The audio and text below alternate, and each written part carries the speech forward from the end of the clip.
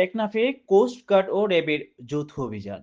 মালয়েশিয়ায় পাচারের উদ্দেশ্যে বন্দী থাকা নারী, পুরুষ ও শিশুসহ ১৫ জন উদ্ধার।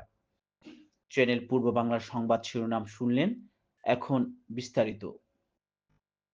গোয়েন্দা সূত্রে জানা যায়, সাগরপথে মালয়েশিয়া পাচারের উদ্দেশ্যে কয়েকজন নারী, পুরুষ ও শিশুকে কক্সবাজারের টেকনাফ থানাধীন বাহাছড়া কচ্ছপী এলাকার কুখ্যাত মানব পাচারকারী মোহাম্মদ আব্দুল আলী তার নিজ বাড়ির একটি গুদাম ঘরে আটকে রেখেছে। প্রাপ্ত তথ্যের ভিত্তিতে ১৫ই ফেব্রুয়ারি রবিবার বিকাল ৪টায় কোস্টগার্ড স্টেশন, টেকনাফ আউটপোস্ট, বাহারচড়া ও র্যাবের সমন্বয়ে এই বাড়িতে একটি যৌথ অভিযান পরিচালনা করা হয়।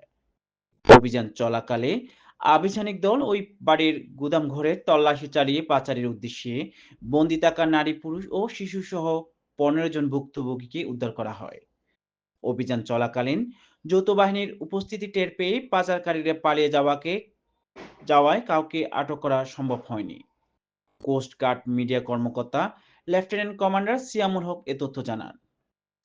উদ্ধারকারীদের জিজ্ঞাসাবাদে জানা যায়, কয়েকটি সংঘবদ্ধ পাচারকারী চক্র বিদেশে উন্নত জীবনযাপনের স্বপ্ন, উচ্চ বেতনের চাকরি এবং অল্প খরচে বিদেশ যাত্রার প্রলোভন দেখিয়ে কক্সবাজার সহ দেশের বিভিন্ন এলাকা থেকে বাংলাদেশি ও রোহিঙ্গা নাগরিকদের মালয়েশিয়ায় গমনে উদ্বুদ্ধ করে সাগরপথে পাচারের পরিকল্পনা করেছিল। পরবর্তীতে উদ্ধারকৃত ব্যক্তিদের পরবর্তীতে আইনানুগ ব্যবস্থা গ্রহণের জন্য টেকনাফ মডেল থানায় হস্তান্তর করা হয়।